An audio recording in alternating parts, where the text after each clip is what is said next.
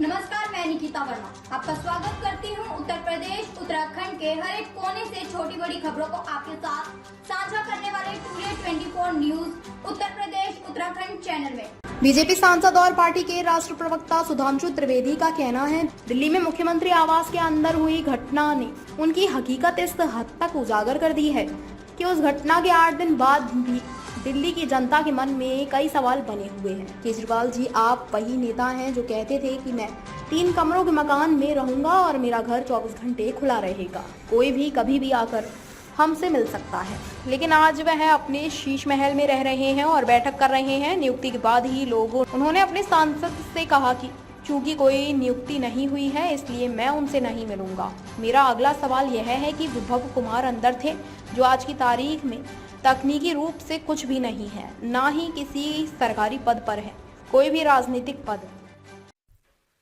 दिल्ली में आम आदमी पार्टी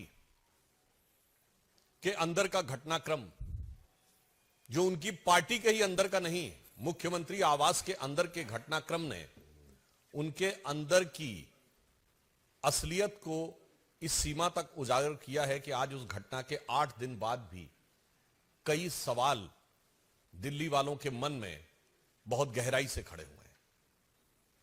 जिस प्रकार की बातें आम आदमी पार्टी स्वाति मालीवाल जी के मुद्दे पे कर रही है, तो मैं उनसे सिर्फ 3-4 सवाल पूछना चाहता हूं कि केजरीवाल जी, आप तो वही नेता है ना जो कहते थे कि मैं तो 3 कमरे घर में रहूंगा और मेरा घर 24 घंटे खुला रहेगा, कोई कभी भी आके मिल सकता है, हम तो आम आदमी की पार्टी हैं, यही वक्तव्य था ना। और आज अपने शीश महल में ऐसे किले में बंद होके बैठे हैं कि अपने मेंबर ऑफ पार्लियामेंट से कहते हैं कि अपॉइंटमेंट नहीं था तो नहीं मिलेंगे, और अगर अपॉइंटमेंट नहीं होने के बाद मिलने की बात कहेगी तो उसके साथ दुर्व्यवहार और जूता लात भी करेंगे। क्या ये चरित्र का इतना भारी बदलाव दिखाई नहीं पड़ता? और उस पर मैं एक और बात कहना चाहता हूं, केजरीवाल जी, आपकी पार्टी के तो कुल 10-11 तो मेंबर ऑफ पार्लियामेंट है भाई। कोई मोदी जी की तरह आपकी स्थिति तो है नहीं कि सैकड़ों एमपी होंगे, 1000 से ऊपर विधायक होंगे तो मिलना मुश्किल होगा।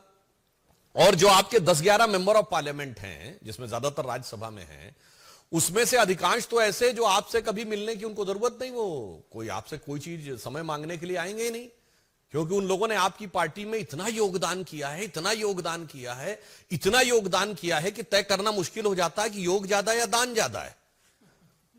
और उसके बाद अब टू 2-3 सांसद बचते हैं जो मिलना चाहते हैं। अब उसमें भी आपकी, अगर आपको लगता तो मैं बिल्कुल टेक्निकल सवाल पूछता हूं कि अगर आपने कहा कि उस दिन अपॉइंटमेंट नहीं था, तो हर मुख्यमंत्री का प्रतिदिन का दैनंदिन कार्यक्रम जारी होता है जिसमें उनका मिनट टू मिनट प्रोग्राम होता है, आप जारी कर दीजिए उस दिन का, और आप कहिए उस समय आप मुख्यमंत्री आवास में नहीं थे इसलिए नहीं मिल सकते थे, नहीं तो स्वीकार करिए कि मैं मुख्यमंत्री आवास में था और नहीं मिलना चाहता था। अब आइए बात, आपने कहा कि अपॉइंटमेंट नहीं था, तो नेक्स्ट क्वेश्चन, पॉइंट नंबर 3, आप कहिए कि अपॉइंटमेंट लिस्ट जारी कर दीजिए कि हमने अपॉइंटमेंट ही नहीं दिया हुआ था। Then comes the 4th question, appointment नहीं था तो वो अंदर कैसे आ गई ड्राइंग रूम तक? हम और आप में से कोई भी जाए, किसी मुख्यमंत्री के यहां अपॉइंटमेंट नहीं है तो आप गेट से लौटा दिए जाएंगे, वो अंदर कैसे पहुंची इसका आप जवाब दे दीजिए। और केजरीवाल जी सिर्फ मुख्यमंत्री नहीं, उनके बाद वो जेड सिक्योरिटी है भाई, वैसे तो वो थे जो सिक्योरिटी नहीं लेंगे वाले थे, मगर आज जेड सिक्योरिटी, और किसी जेड सिक्योरिटी वाले के घर के अंदर अगर कोई अवांछित व्यक्ति घुस गया तो उनके सुरक्षा कर्मियों ने as per the security protocol क्या कार्रवाई की? 4 दिन बाद उन्होंने ट्रेसपासिंग की रिपोर्ट दर्ज कराई है, 4 दिन बाद। अब आइए साहब, उसमें नेक्स्ट 5th पॉइंट, विभव कुमार अंदर थे जो टेक्निकली आज की डेट में कुछ नहीं है, ना सरकारी पद पे है ना राजनीतिक पद पे है, और यदि वो मुख्यमंत्री आवास में थे तो क्या उनका अपॉइंटमेंट था? अपॉइंटमेंट लिस्ट में दिखाइए कि विभव कुमार का अपॉइंटमेंट था, मगर वो भी सामने नहीं आया।